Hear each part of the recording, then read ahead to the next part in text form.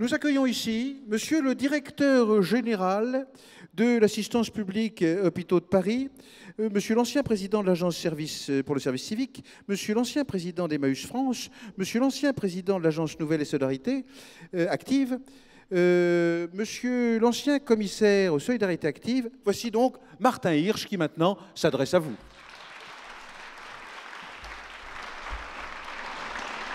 Bonsoir, c'est très émouvant de monter sur cette scène.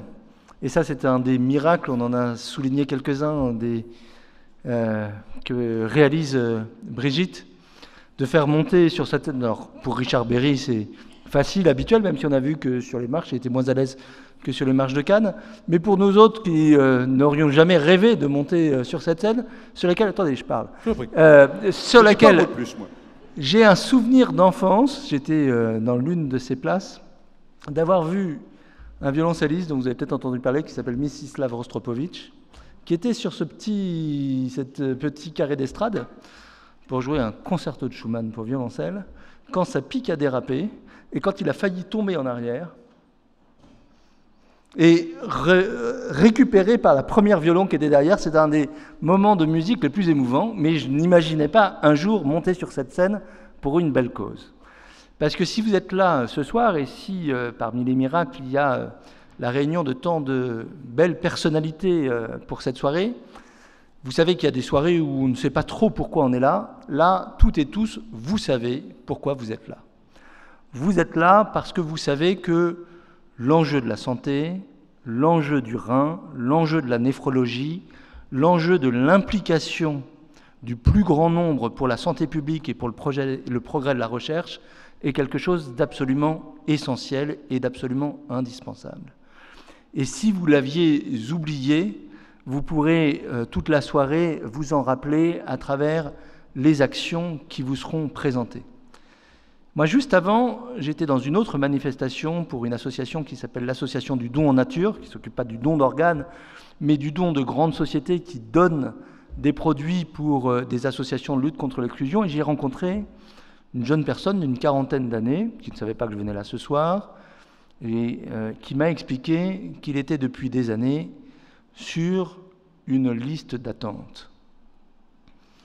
Et si vous êtes là ce soir, c'est pour qu'on soit moins longtemps sur les listes d'attente, ou peut-être jamais sur les listes d'attente, parce que les progrès de la prévention, les progrès de la médecine, les progrès de la recherche auront fait en sorte que cette grande maladie de santé publique qui concerne des millions de personnes en France et des dizaines de millions ou des centaines de millions de personnes à travers le monde soit mieux prise en charge, mieux prévenue, mieux traitée, mieux recherchée.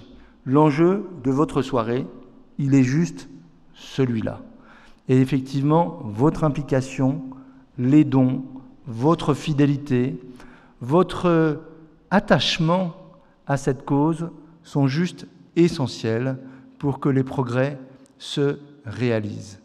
Vous savez qu'on vit une époque où nous pouvons être à la croisée des chemins. À la croisée des chemins entre soit des inégalités de santé qui peuvent s'accroître, qui peuvent s'étendre, qui peuvent s'aggraver, soit au contraire la capacité d'augmenter l'égalité des chances, la capacité de réduire les pertes de chances que l'on peut avoir à travers le monde et qu'on peut avoir en France. On est à la croisée des chemins parce qu'il se passe en ce moment, dans le monde entier, la prise de conscience que l'assurance maladie, dont nous nous sommes dotés depuis la fin du siècle précédent, que la mise en place de réseaux, de systèmes hospitaliers, de liens entre l'hôpital et la recherche sont des choses qui fleurissent dans le monde entier, sur l'ensemble des continents, avec bien évidemment des inégalités, des difficultés. Mais on est là ce soir, soir de la journée mondiale du rein, pour savoir que l'effort de la société civile, l'effort entre les personnalités de la société civile et les chercheurs, l'effort entre le privé et le public peut faire en sorte que ces inégalités se réduisent et que la recherche fasse que ce siècle soit un grand siècle pour la santé et un grand siècle pour la santé publique, dans un monde qui vieillit, dans un monde qui évolue sociologiquement et que c'est pour cela que nous sommes réunis. Donc merci beaucoup de m'avoir fait l'honneur de me permettre de m'adresser à vous, de vous remercier, de vous dire que l'assistance publique, les universités, l'INSERM, avec lesquelles elle travaille au quotidien, est présente pour aider à ce que ces progrès se réalisent comme les autres centres hospitalo-universitaires. Nous avons affaire à une pathologie, à un domaine, à un organe sur lequel la France a toujours été en pointe. Les grands noms de la recherche française sont associés au rein. Ils sont connus. Ils ont ouvert des magnifiques pages de cette politique médicale et de cette politique de recherche. On fait progresser des recherches.